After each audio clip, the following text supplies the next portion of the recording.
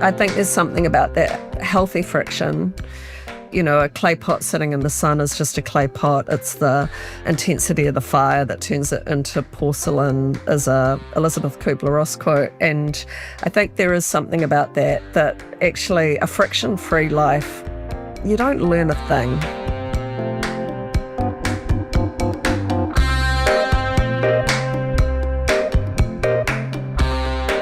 What if the future isn't something that happens to us, but something we can shape? Well, my guest today, Melissa Clark-Reynolds, gives us some ideas about that question. She started university at 15, and while she was there as a student, she became a single mum. So out of necessity, she started her first company. And over the years, she's built and sold multiple tech companies, and along the way, she's been awarded the New Zealand Order of Merit for services to the tech sector. She now works as what she calls herself as a street smart futurist, helping leaders navigate uncertainty with rigour and imagination.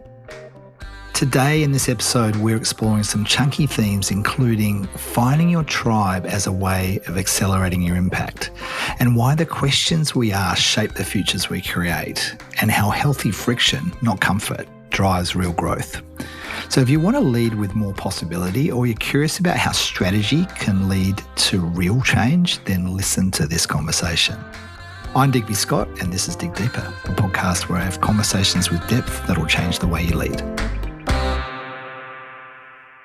Melissa, welcome to the show. Great to have you here. Thanks. I'm really nervous and excited. What are the nerves about? Come on.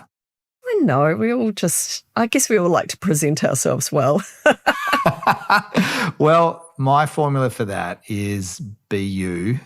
And, I like the idea of you're a conduit of a message. It's not your idea. It's the message coming through you. So get out of the way and just let the message come through, right? And I reckon you're awesome at that. So, nerves aside, let's go for this. You said once that you are a street smart futurist. Yeah. What the hell does that mean? I guess it means a few things. I retrained as a futurist about 8-9 years ago. I think like many women, my youngest had left home. She went off to Melbourne University at 16, so it was a little earlier than I was originally planning to be an empty nester. And I had that opportunity with the youngest leaving home to go, what do I want to do with the next bit of my life? And I'd been serially in tech, either as a founder or CEO of tech companies, and I was kind of done with it. I had the opportunity to go to Stanford University, and I went and did one of those short course exec programs. And while I was there, we spent half a day at the Institute for the Future. And it blew my mind because I realised that it brought a whole lot of my skill sets together. And so I went back a few weeks later and certified with them as a futurist. And since then, I've done a bunch of other training. So I've trained at the School for International Futures in the UK, which has like the most phenomenal world-class faculty at it. And I've also trained with another futurist called Sohail Inayatollah, who's probably the world's leading Islamic futurist, and has another set of methodologies. So the street smart bit is I've been an entrepreneur. I've pretty much been an outlier my whole life. I feel like I'm one of those people who sees the future quite clearly. I may well be quite wrong about it, but I've always felt like I was slightly out of step with time. And that outlierness has turned out to be a superpower in my work as a futurist. And then the other side of it is that I have all these like methodologies. So it's not like I sit around, read a bit of sci-fi and come up with some kind of bullshit, And it really irritates me, the number of people who call themselves futurists, and what they mean is they've got a rampant imagination. So I'm really interested in applying that to business or to organisations. I work with a number of not-for-profits. I work in some product development teams that are developing products for 10 years out. I'm working on a project at the moment, like what is a future of the kitchen in 10 years? And so the street smart bit as well is it's got to be pragmatic. It's got to be actionable, usable by our clients. So there'll be a few people listening here going, I think I know what a futurist is, but maybe, Melissa, you've just challenged my thinking on what I actually understand a futurist to be. What is a futurist? I think there are two sort of schools. There's the forecasting school, and I did a lot of work, probably 30 years of my career. I worked on early AI. I started writing code for AI in 1986. And what I was wanting to do was to predict things. And particularly, I was wanting to predict treatment outcomes for clinicians. So in the medical setting, I was wanting to predict how pandemics would move through populations. And I was also wanting to predict how, with fluid dynamics, how pollution would move through waterways. So very interested in using computer models to understand flows and movement. Now, when I started explaining that to people in the 80s, their eyes glazed over. And eventually in the 90s, I tried using these words like algorithm, and people's eyes still glazed over. But I've spent a big chunk of my career in that more forecasting space. So very quant, very math oriented. But I also have an anthropology degree, and I'm very curious about humans and human behavior. And I think what I like about so there's the forecasting side of futures, and then there's more the thinking about what are demographics in the future going to mean for human behavior. Give you an example. I've been working with things like milk formula companies that we know that China's population has peaked. New Zealand's milk industry has grown largely on the back of population growth globally.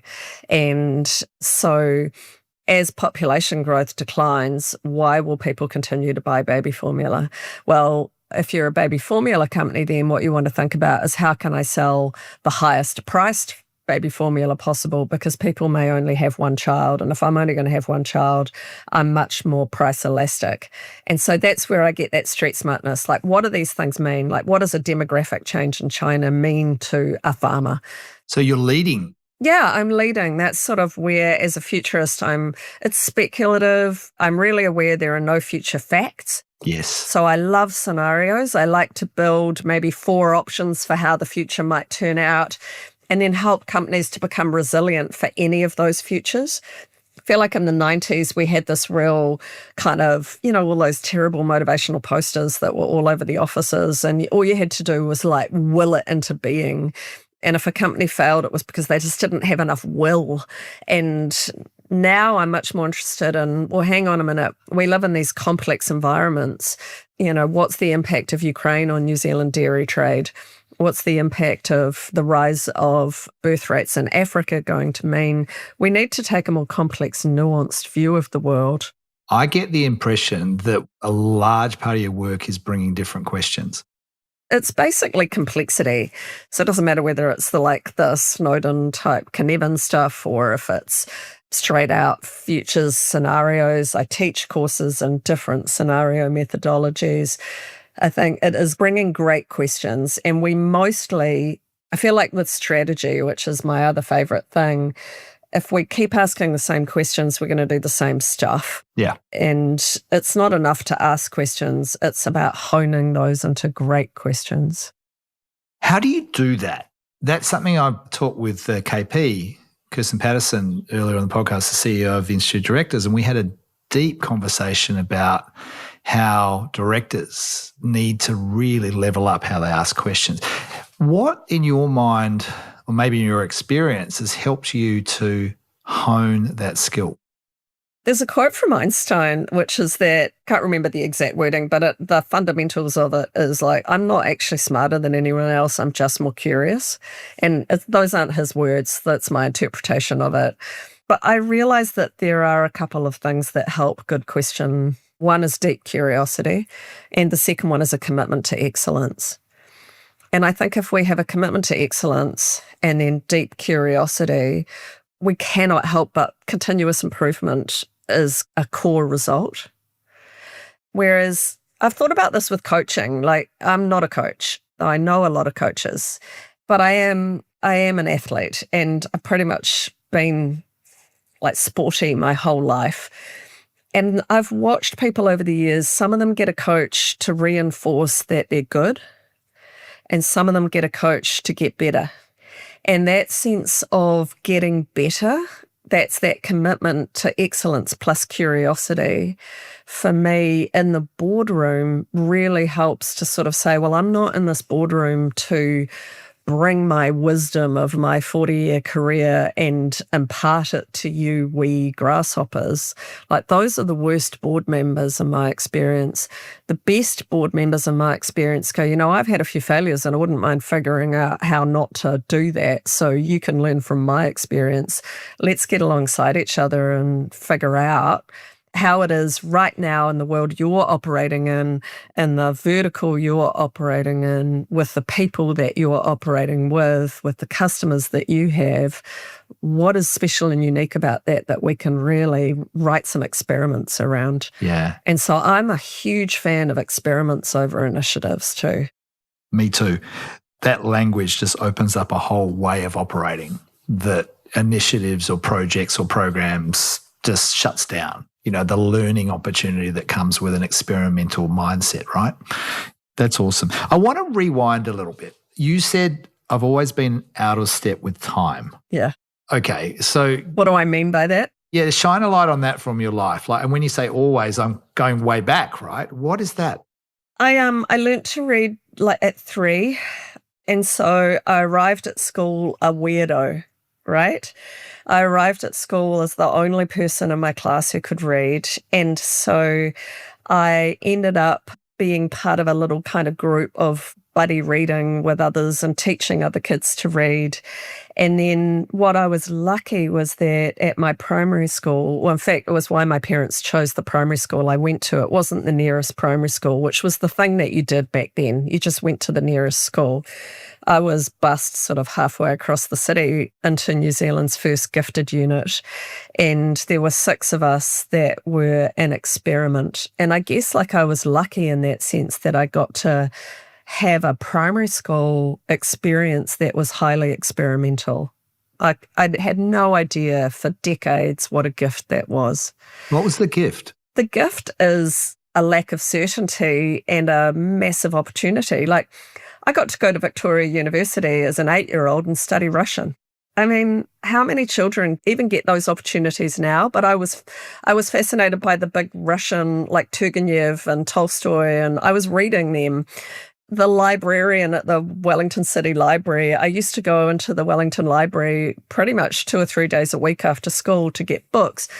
And the librarian would have a little stack on her desk of books that she'd selected for me for my next set. And by 5, she was getting adult books. I read The Hobbit at 5, right? So I had no one to talk to. And that's part of what I mean by being out of time. I talked to my friends, and luckily I had these other kids in this gifted unit, and I've kept track of where they are. Most of them are professors now. I'm one of the few that it didn't turn out to be a professor. But I had this cohort that was unusual. I had a childhood experience that was unusual. My parents were Vietnam War activists, so I had this broad sense of the Jewish word mitzvah really made sense to me, that your life was a mission that you dedicated to something bigger. I was fascinated by world events. I read magazines about the war. It just was out of step. And it actually wasn't until I got to my master's that I suddenly found my tribe. And what did that do? Oh my God, it's like being at home. The Avatar launch was here in Wellington on Saturday, and I've been able to hang out with a bunch of international creative techs. I might cry, like that sense of being home is just a beautiful thing. One of the guys said to me, "Don't know if you've noticed, but I'm a little neurodiverse." And I said to him, "Have you looked at the group?" Welcome home. Welcome home. I said, "You're with friends." And he goes, "I'm a polyglot." I go, "I think that all of us are."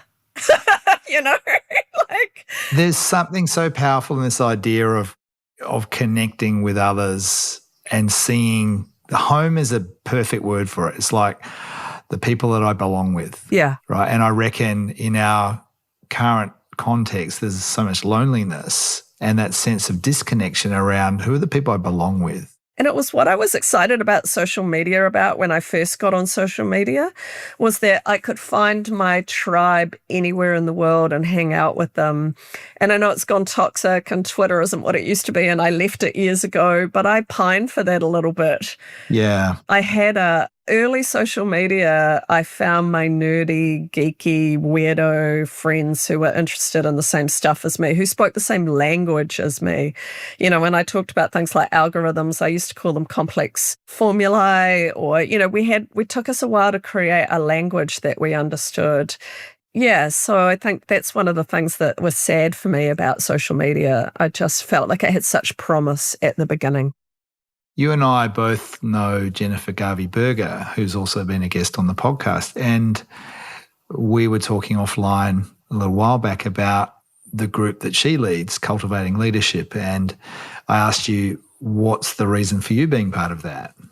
And it wasn't really so much about the work opportunities, but more about, I can't remember the language you used, but it was something about my development geeks or something like that. Again, it was the family connection, the people that are like me, right? People like me stretching my boundaries too, Yes. Cultivating Leadership is a home for deeply inquiring people who are committed to their own development. That may not be their branding words, but that's how I see it.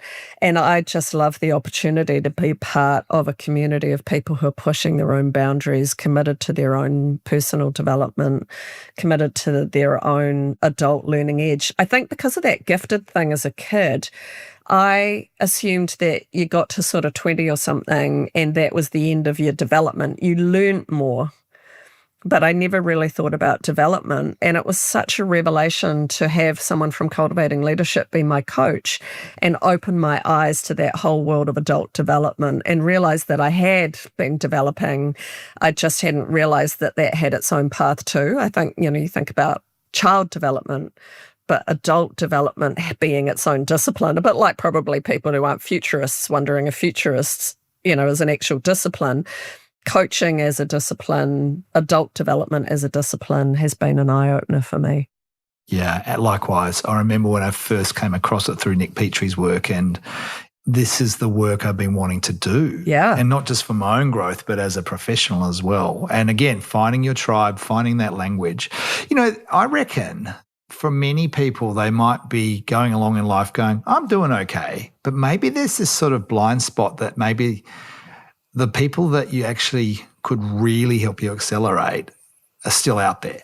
You still haven't found them. So let's get practical. What would you say to someone who is potentially looking for their tribe or maybe semi-looking, going, it's not quite right, these people I'm hanging out with?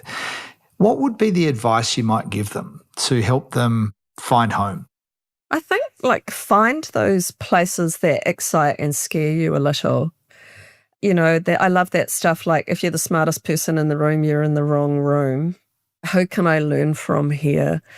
Obviously, I can hear in my language, but it's true for me. Learning and curiosity have been my number one value, So, but I hate complacency. I hate mediocrity. I hate confident mediocrity. That's probably like the little Venn diagram that does me in. Do you know? I do. Yeah, so I can see from your body language, you know exactly what I mean. Confident mediocrity does my head in. Oh, what language for that. That's perfect. Yeah. And so if you're surrounded by confident, mediocre people, you got to find somebody else out there. I don't think it matters whether you find them, I've got swim buddies who kick my ass, right? And I don't mean that they should just kick your ass, but you want people who kick your ass with love and compassion and mercy, and who then see in you something that is more and demand that of you. Those people are the people I want to hang out with. And they are scary, because there are days you're like, you know what, you're not my fucking therapist, and back off. Today I'm happy with being confidently mediocre, And those people will actually give you the grace of that if they totally will, because they know it's a moment. Yeah. They know it's a moment that right now I'm just on overload, but actually they also know that you're going to take away that thing, that invitation. They give you invitations to greatness, those people. Yeah, that's good words. Invitations to be more. This is why I like hanging out with Jennifer and those crew. A subtle question that they may not have even had a consciousness that they asked me takes me somewhere else in my life. But you just got to find them and double down on them. I like the way you say find. There's an agency in that, right? That just doesn't happen. You've actually got to seek it out. And I think we need to do as a population as well. Like, let's seek out the things that challenge us as a country, and let's seek out the things that challenge us as an organisation or a leadership team, right? Let's not just have the usual safe stuff. And, this is where you're pushing hard. It is where I'm pushing hard. And my clients, if they bring me in to help them with strategy, I'm not going to go, well, where do you want to go? And here are the 5 steps to get there. I'm really going to take them through, okay, what if that all turns to shit? Like, what are you going to do then? What if actually the world conspires against your brilliant plan? What are we going to do? Or what if you turn out to be a zombie? What if you grow and then the company flatlines? What are we going to do then? And how did that happen? And I love that. I bet you do, and I bet they don't, and I bet they do down the track, right, for having you in. What's the question that, when you ask it, you see perhaps the greatest scales from the eyes, or the epiphany, or the pin drop moment? What's maybe a question rather than the question that you see enables something big, a big shift? Wow, I don't know that I know the answer, but I love the question. That's one of those ones, isn't it? I'll come back to you in a year. Yeah. What I do see is lots of small questions that conspire together. Ooh, what's a small question? Like strategy in a year or whatever, is that what you mean?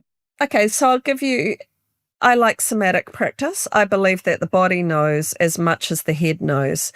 Now, if I put on my website, I'm going to give you a somatic experience of strategy, nobody is going to buy my services, okay? But I believe that I've had the best experience of strategy when it can be fully embodied in the business. It can't be fully embodied in the business if it can't be fully embodied in the bodies of the people creating the strategy. Now, I know for some people that's all going to sound a bit woo-woo. So I do put people through physical experiences as we strategize and ask them to check in with their bodies. So I'll give you an example. If we're doing scenarios, I will get masking tape out on the floor and I will masking tape the room into 4 quadrants, and there are 2 different ways I like to do strategies, but we'll physically embody each strategy for each world that might turn out.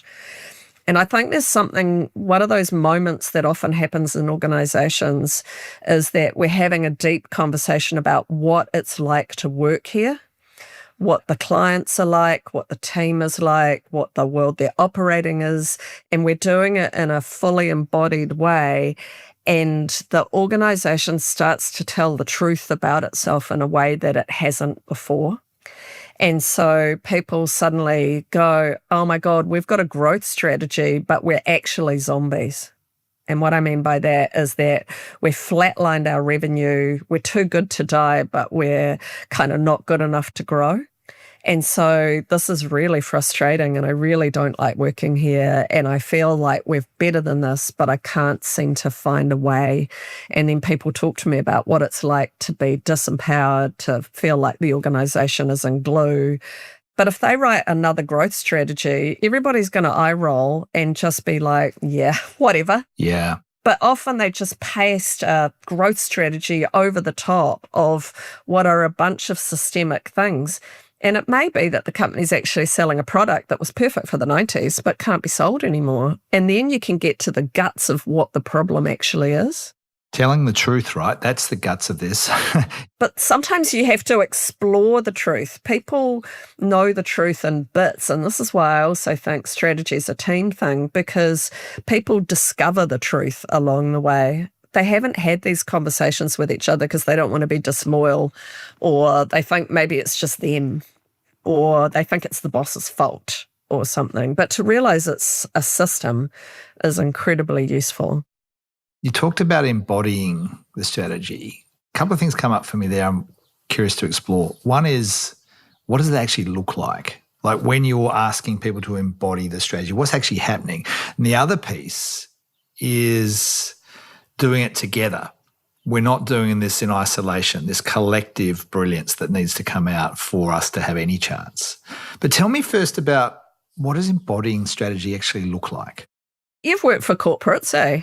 Yeah. And, that feeling of malaise and exhaustion, like you can feel that in the body, right? That kind of, I got to drag myself in on a Monday or. I remember going up the lift and feeling my body tense on a Monday morning before the lift doors would open. So that's embodying, I wouldn't have called it embodying strategy. It's embodying a relationship to this idea of the organisation and the work. Yeah. And if too many people are turning up like that, the embodied experience in the organisation is tiredness, frustration, disbelief. There's a lack of congruence between what we're doing, what we're saying, what's being achieved. And so many organisations have an official strategy, and then they have what I call the shadow strategy, which is the actual strategy of the organisation. And so many organisations have an official strategy, but the real strategy is very often work harder, work longer, and make more money. But we've got an official strategy that says develop services that customers love, right? And we know in our bodies that discongruence, I can't think what the right word is, that lack of congruity. Incongruence is there. And so dis-ease with the official words and my experience. We put people at the heart of everything we do, and I'm dragging my ass in there on a Monday, just, like that's already embodied. So what if, when I ask people, what is it to have a growth strategy? And when they get really clear on it, they get quite excited. Like they love the idea of doing lots of new things, of the profit flowing, of providing great services. Like you can see there's a lightness to people's bodies. They're almost on their tiptoes. They're anticipating. There's a physicality that goes with that. When a business is in collapse, and I ask them to model the company in collapse, everybody shrinks. They lose eye contact with each other. They look at the floor, they fold their arms, they slump. Like 100%, I get the same body language out of a group, any culture of what does collapse look like. And then we'll think maybe about transformation. And one of the important things with transformation is if you've got a loop that does loop the loop, you go backwards before you go forwards. If you have an experimentation culture, you're willing to do lots of loops backwards with small experiments to get like escape velocity. If you only have a growth mentality, you have to do initiatives that always win. And so what happens is that in that experience, you have an experience of certainty, of commitment, of excellence, and that has a particular way it turns up in the body. But if that doesn't work, you don't actually have a way of having a good conversation about failure. In a truly transformative strategy, you understand that failure occurs before escape velocity. And so there's a body experience of togetherness, of back to back in the arena together, of holding each other. Like, so each form of company form actually has a physical experience in the bodies of the people who work there. Like you can feel it when you walk into that company. What's the truth here as opposed to what it might say on the strategy document or on the values statement? I don't think I've ever explained that so clearly, but... Well, we've got it recorded, so... I'm going to listen to this later and write that down. You can roll that out as part of your proposals, and it's like, it's all there. Couple of things coming up. One is the body as a signal for what's going on, the body as a metaphor for what could be. And both of those things feel true. And I reckon most of us ignore that because it feels woo-woo and touchy-feely and purple flowing robes sort of stuff, right? And partly, I also think that we're used to subsuming the needs of our bodies to our achievements. What does that mean? Okay, so as an athlete, I'm like, okay, I'm hungry. I've got another hour of this marathon to run, so suck it up, right? I'm not going to kind of go, I think I'll just take a nap now, right? So we're used to controlling the body. We're used to controlling the body as a culture in terms of what you're supposed to look like, what size you're supposed to be, how we present ourselves to the world, what our clothes feel like. And then the same, it's almost like, particularly out of the 90s, I think, we admired people who sacrificed themselves, their relationships, their lives, their health for their work. Yeah, the martyr culture. That's what I mean by we subsume the body, and then we stop listening to the signals in our bodies. But our bodies have got a lot of wisdom in them. Man, they do. Yeah, and, my own burnout years ago was a very good example of me living that story of, I don't know, like I'm capable, I can do this, I've got more capacity than I'm feeling, all of those things. And it's like, well, no, I didn't listen to that, and it was terrible. If you're not around, you're working with a leadership team, but you're not there, right? And they don't get access to Melissa's brilliance. What would you say are the handful of things that leaders need to be able to do well to help the culture make this shift so the strategy can be enabled?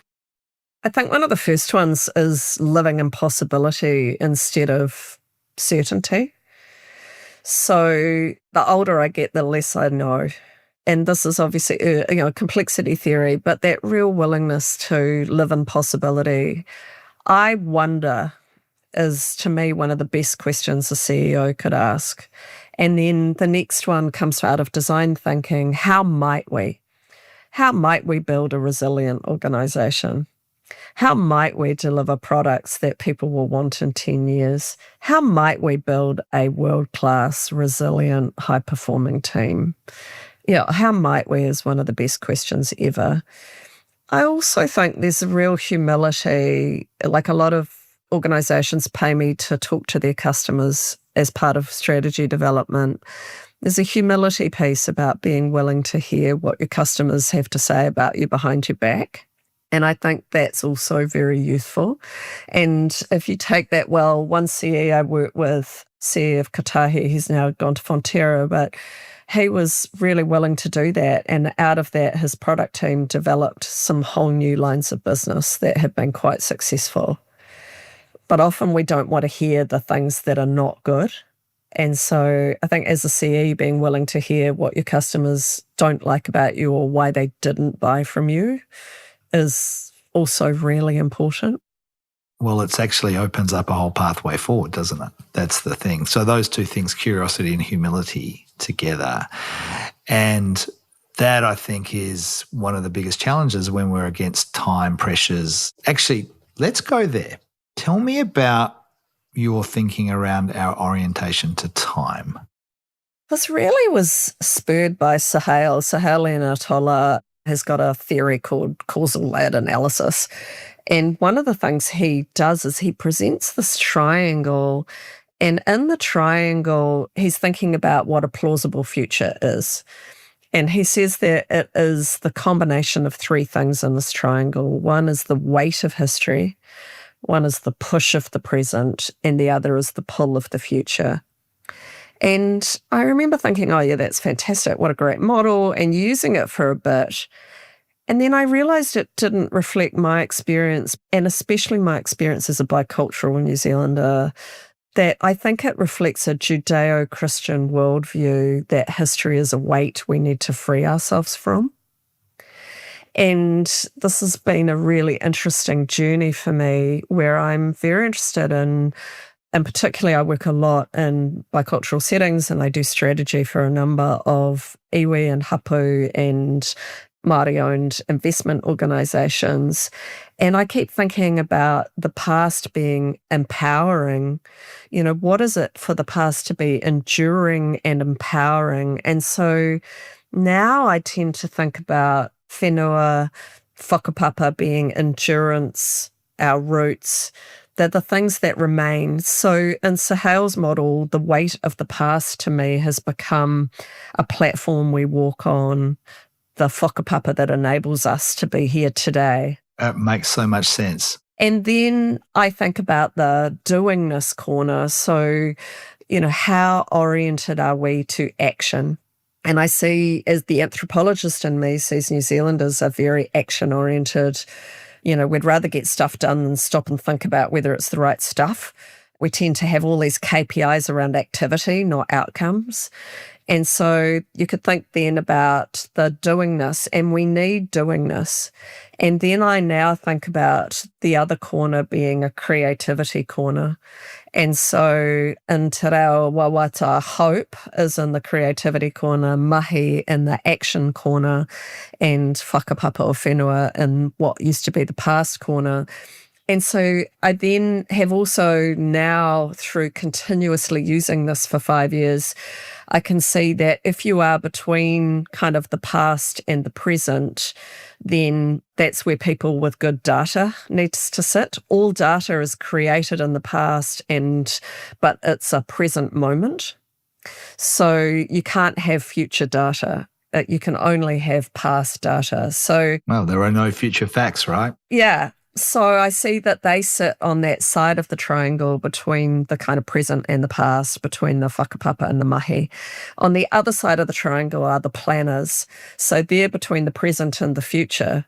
And consistently when I see someone put their body there, so I do this as an embodied practice again with a big triangle on the floor and ask people questions and they move around, and then I see whether they are in integrity. And if they are, what I mean by integrity is wholeness. If they are standing in the right place, they look relaxed and comfortable. And then across the top of the triangle between the past and the future, that's where identity sits. Do I know who I am? Do I know where I came from and where I'm going to? And then in the middle, I call them the weavers now. And the weavers, sometimes they're not sure where to go. Mostly they can move to any corner if required. So one of the ways I use this is I look at the shapes of teams. So I worked with a Māori investment group recently where everybody was up there in that wawata hope corner and nobody was in planning or data or action. And it was like, well, maybe that reflects our results. You know, we're all excited by the shiny stuff, but none of us are really doing good due diligence and none of us are coaching those CEOs. That's a powerful model. It's very powerful, and I just keep falling in love with it. Like, I think that thing about it, like it's an evolution. I built it on the back of giants. Do you know? Like, Yes. You've evolved it. But it's so powerful. So coming back to, you asked about questions, that's one of those moment ones where the CE realises that they're in that wawata space and they have to be there because they've created a team of action people. Or they see, I worked with another iwi entity where there was only one person in that past space and it was an ageing kaumatua, and they realised they hadn't packed enough knowledge, like bearers, young knowledge holders around that kaumatua, and the guy died and they hadn't had time to suck his knowledge out of him. So being able to see the pattern of the group is as important. Like, none of them are more important than any other part, but I've found that organisations that have people in all corners, they execute their strategy and they develop better strategies than people who are all in one corner, whatever the corner is. It's acknowledging all elements, and there's a holistic element to that. What's your preference? I'm in the identity space. Yeah. Like, if I get to be me on a team, I get to straddle. I'm deeply interested in the past. I'm a knowledge holder in my family. When the generation before me died, they handed over the boxes of genealogy. I've put them all into ancestry.com so that my family can find them and know where they are. I know who's related to who, why they're related. I take care of the dead. You know, I've trained my daughter to wash and prepare bodies. So I have a very strong sense of cultural identity and that where I come from. I know that's not true for my cousins, and even my son is vaguely interested. It's not for everyone. And then I'm very interested in the future and what we can create and possibility. I'm not a details person. My assistant worked for me for, over 5 years. My business managers worked for me for 20.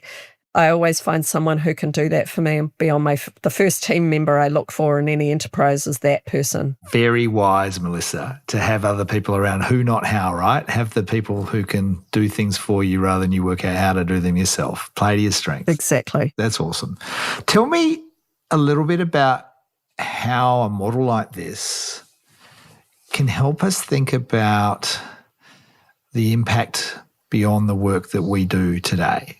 Because we started with this, what's your orientation to time? And you've given us a beautiful, elegant model around how to think about that. When we're thinking, okay, one day I'm not going to be around anymore, whether it's in your role or on the planet, how does a framework like this help us think and act differently in relation to the contribution we want to be making, do you reckon? I think there's a few things. One is that whatever your preference is, this idea of being able to really embody and be ourselves is important, like trying not to be something you're not.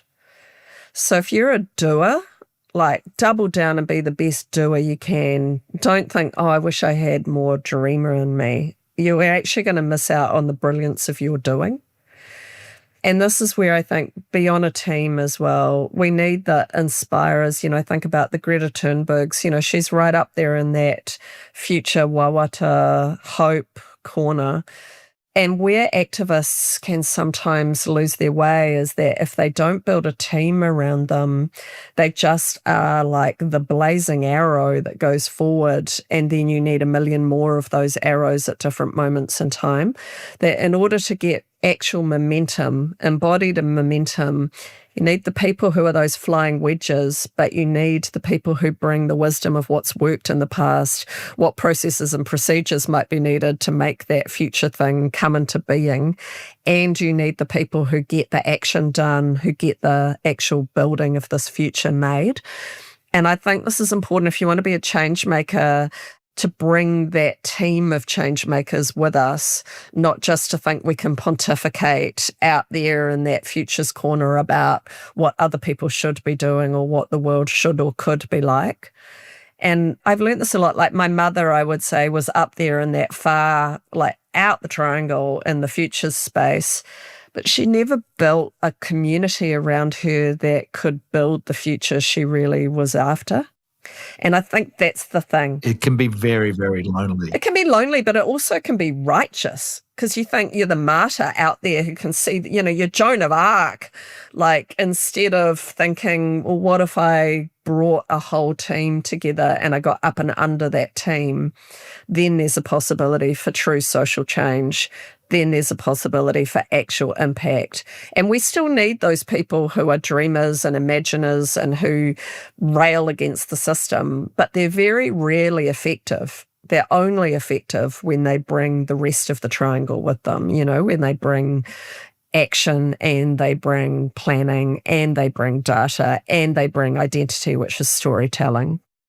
There's a lot of humility required there to go, again, right back to where we started this conversation. You're the conduit. You are not the thing. You are bringing an idea, but it's the idea that needs to be given life, and you need to be able to have others to do that. I reckon that's a lesson I'm still learning. I have a strong autonomy streak in me, and there's something about how I work with others that I still feel like I'm learning to find my ground with. It's interesting because I've had a big pushback against organised, structures, typical corporate stuff for me. Yet I know there's so much power in doing it together. Yeah, that's helpful for me to hear that. I always think it's that, do you want to be, effective, or do you want to be right? Absolutely. And I think we all want to be right. The effectiveness, but is your real question, and it's why you ask the question about impact. The question about how do we have impact is really how do we be effective? Absolutely. And effort I'm putting in is worthwhile, which is what we all want. Yeah. And I want to say I'm still learning that too. Like, I'm on a team at the moment that I know I'm not bringing my best self, that I'm not enjoying. They're not enjoying the experience of me. I'm not enjoying the experience of me. It's that can be really, teamwork is hard. My other teams, it's like just soft enjoyment, great pleasure. This one is hard work.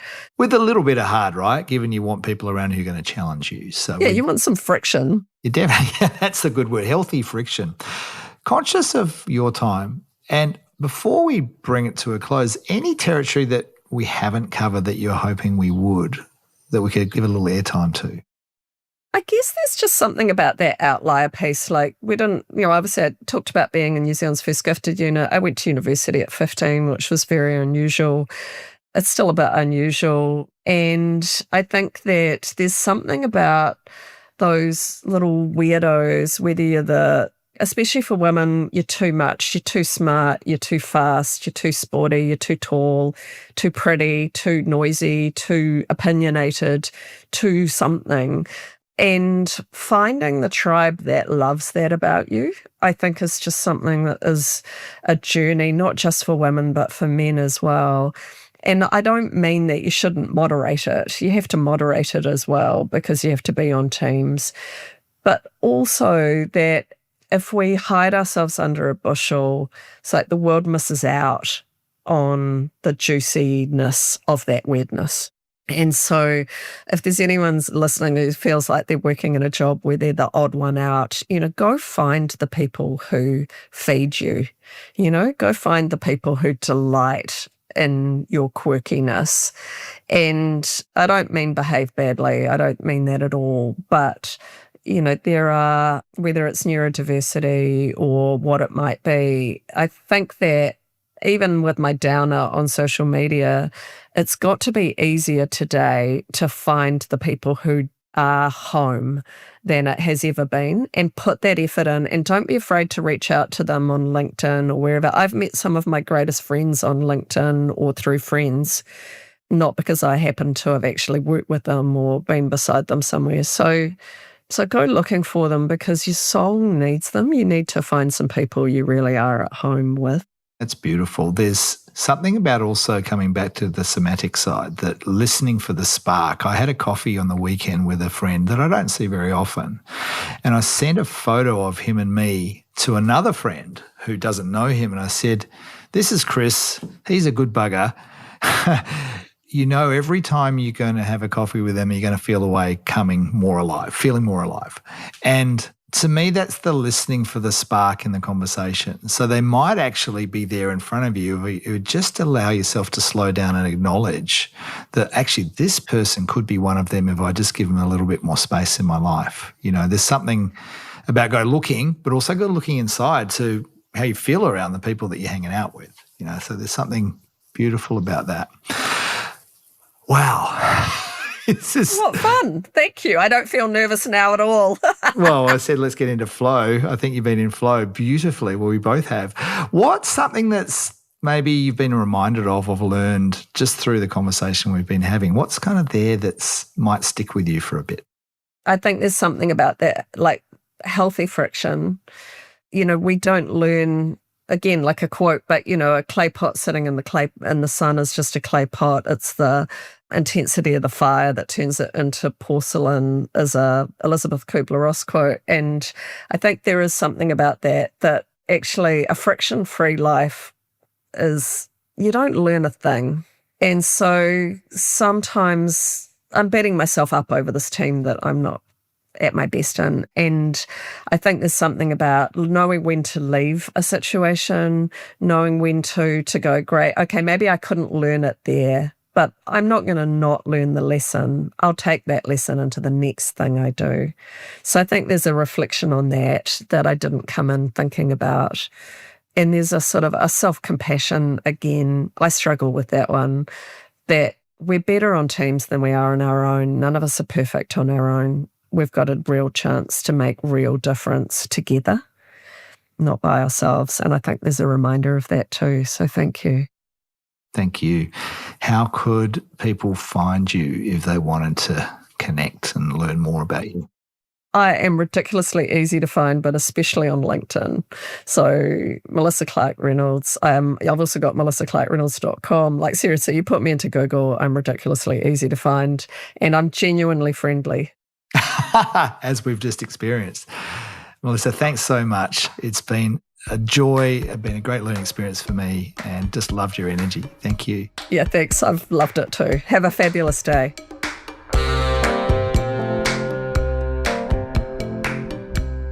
Live in possibility rather than certainty. I love that as an overarching way of thinking about how you lead. And when I asked her, what does it take to ask great questions? The way she responded with, well, you need curiosity and a commitment to excellence. Like, yeah, that's a crisp answer. Like, if you could cultivate those two things in your leadership, I reckon you'd be doing really well. Asking questions like, I wonder and how might we? Just good practical stuff to practice. It's really got me thinking. Love that conversation with Melissa Clark-Reynolds. If you want to dig deeper into some of these ideas, there's 3 more episodes I reckon you might like to go to in the back catalogue. Episode 22 with Jennifer Garvey-Berger around embracing confusion rather than chasing certainty. KP, episode 26, on breaking out of answer mode. And Derek Sivers, episode 17, where we talk about choosing rather than reacting. All really relevant themes that Melissa and I touched on today. Hopefully this has got you inspired to think and act differently in your leadership. And if you're inspired, maybe someone else will be too. Feel free to share this episode and get a conversation going around that. Until next time, I'm Digby Scott. This is Dig Deeper. Go well.